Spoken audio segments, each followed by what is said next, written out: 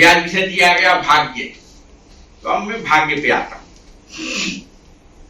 बहुत साल से हमारे घर में हम लोग बोलते हैं, अरे भाई भाग्य में लिखा हुआ है, जो होगा जो भाग्य में लिखा है।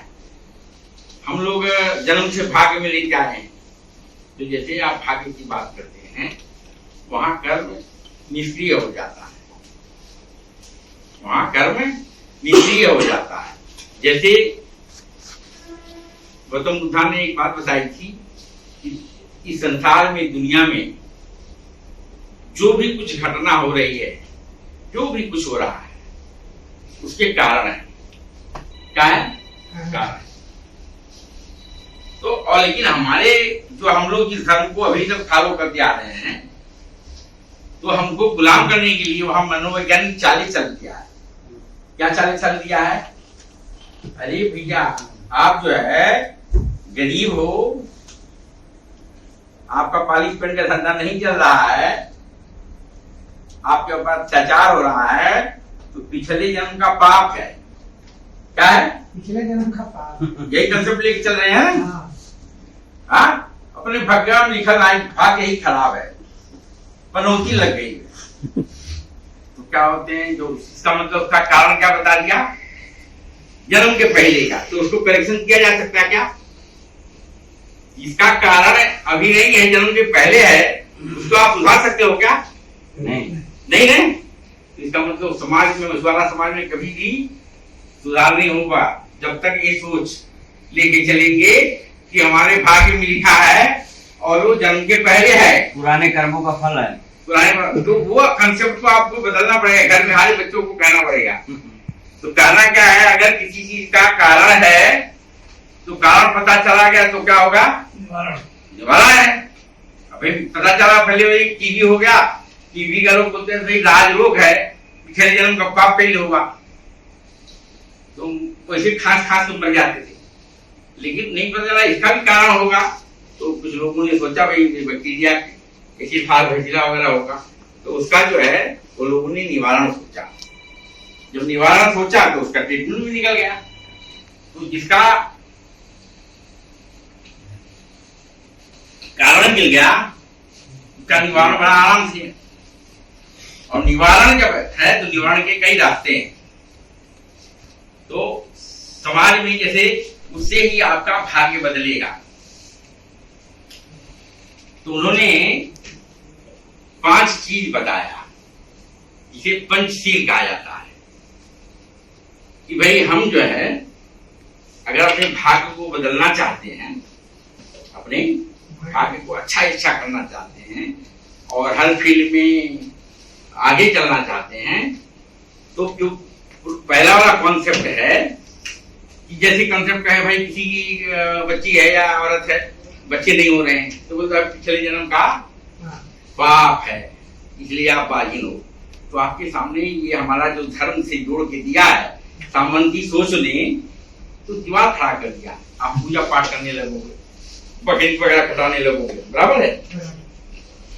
लेकिन अगर गौतम बुद्धा की सोच से जाते हो कि इसका भी कारण है नहीं बच्चा हो रहा है, तो आप 10 रुपए में ही अगर किसी हमारी बेटी बहन को नहीं हो रहा, खाली यूरिन रूटीन कर लो, और अगर एसिडिक है तो उसमें इस पर मर जाते हैं, बच्चे हो गए नहीं। खाली थोड़ा सा खाना चेंज कर दो तो भाग्य बदल गई, लड़का हो गया, लड़की हो जाएगी, मामूली सी चीज है। अब वही डॉक्टर के पास जाते हैं, 50,000 ले लेता आपसे, बराबर है। लेकिन अगर आप इस धर्म वाली सोच पे जाते हैं तो आप वहां नहीं डॉक्टर के पास जाओगे, बोले पुराने जन्म का पाप है। तो कहने का मतलब है ये जो अपना भाग्य है वो अपने कर्मों पे आधारित है, और अगर हम कर्म ढंग से करेंगे तो उसके लिए 5 उन्होंने चीज बताई, 5 सूत्र है। 5 सूत्र ये है कि बताया आदि दाना वीरमणि टीका पतंग समानिया, कि हम जो है मेहनत से कमाएंगे और उसी से अपने परिवार का पालन करेंगे। बिना मेहनत के कमाया हुआ किसी का धन नहीं लेंगे, मतलब चोरी या बदमाशी से पैसा नहीं कमाएंगे, गलत तरीके से नहीं कमाएंगे। दूसरा, नाहक, ये भविष्य है, ये जो अपना बोलते हैं लक है ना, लक चेंज करने के तरीके हैं। नाहक हम किसी की हत्या नहीं करेंगे या किसी को नहीं मारेंगे नाहक। तो आप किसी को मारते पीटते हो फंस जाओगे, तो आपका जो है फ्यूचर या भविष्य बिगड़ेगा ही। और ऐसे पदार्थों का सेवन नहीं करेंगे जो आपको बेहोशी कर देता है या मदहोश कर देता है या आपके होश को खत्म कर देता है। उसमें तमाम चीजें हो गए, जैसे गुटखा हुआ, तंबाकू हुआ, बराबर है। तो और भी नशीले पदार्थ हुए, ब्राउन शुगर, तमाम और दूसरे भी अल्कोहल ज्यादा मात्रा में लेते हैं तो आप होश खो बैठते हो।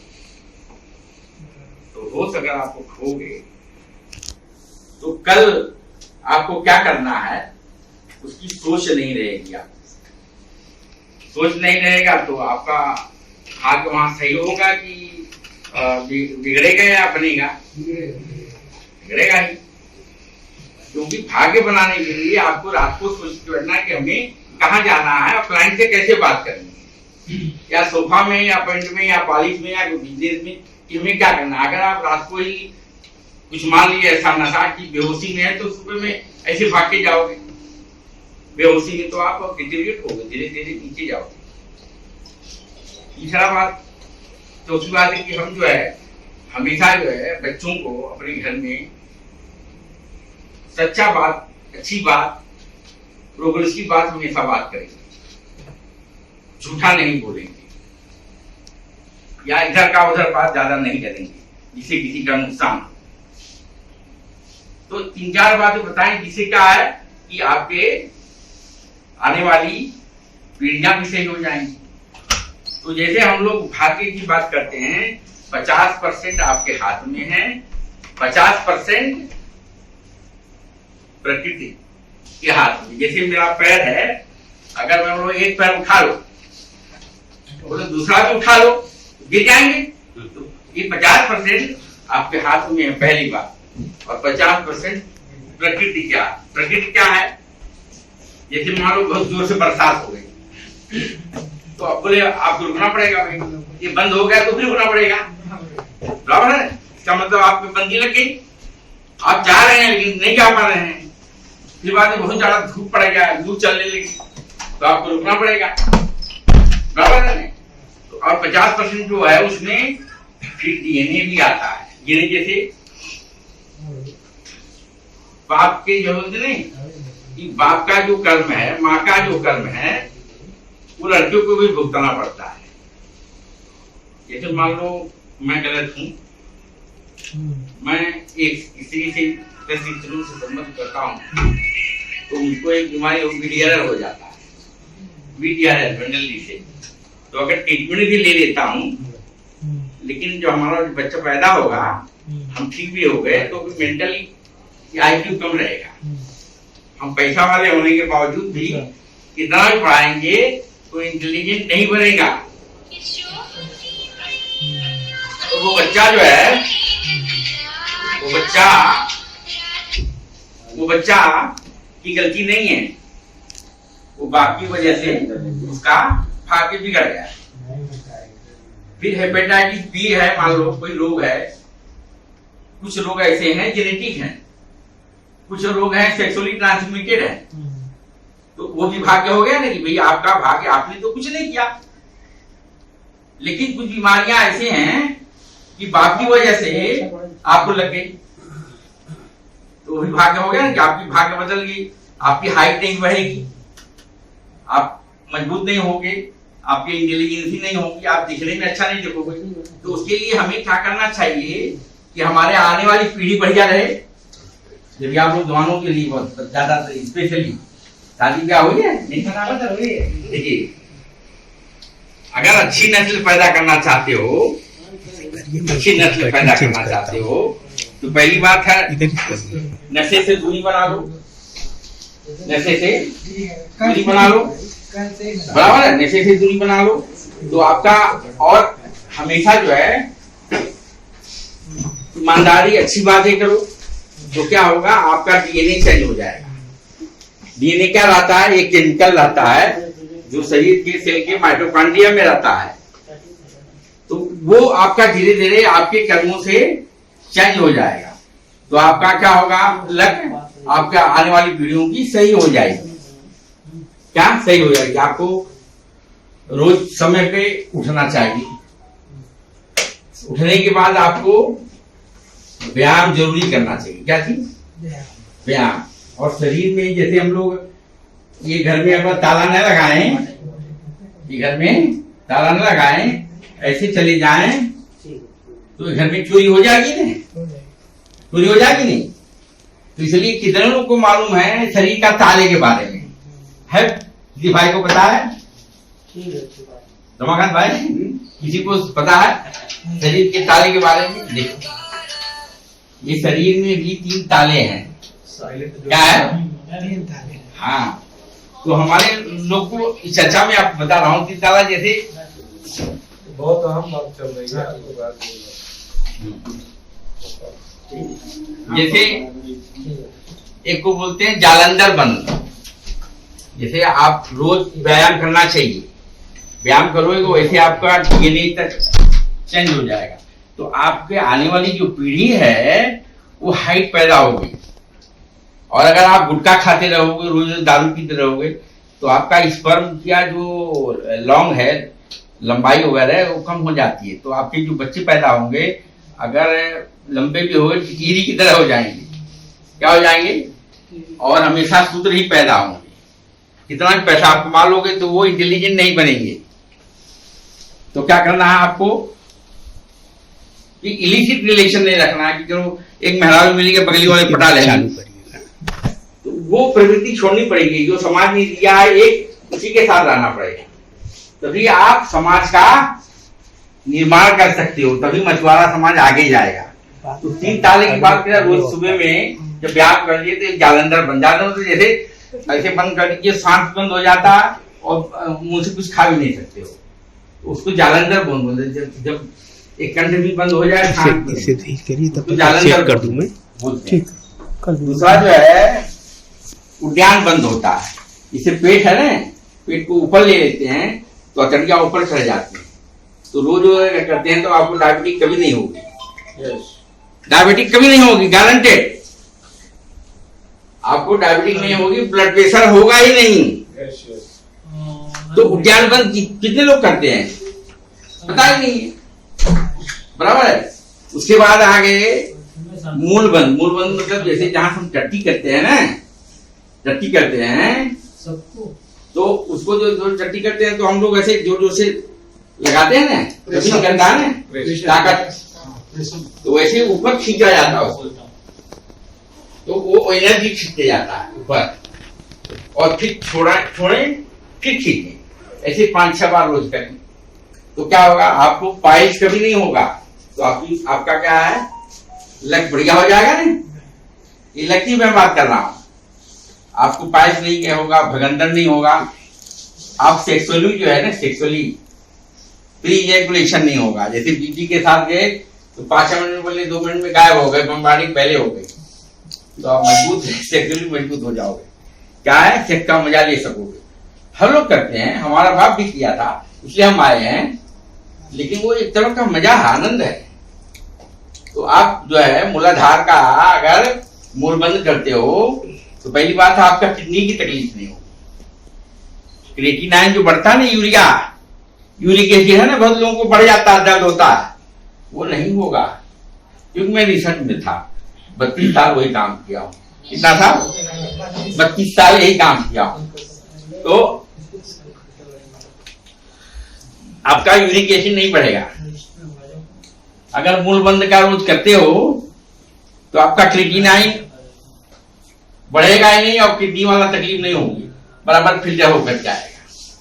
तो 3 ताला जरूर सीख लीजिए। अब आप लोग सब करिए। फिर उसके बाद जो है चौथा होता है कि भाई हाइपर ऑक्सीडेशन। हाइपर ऑक्सीडेशन मतलब होता है जैसे भोजन हम जो करते हैं तो 2-3 तरह का भोजन होता है।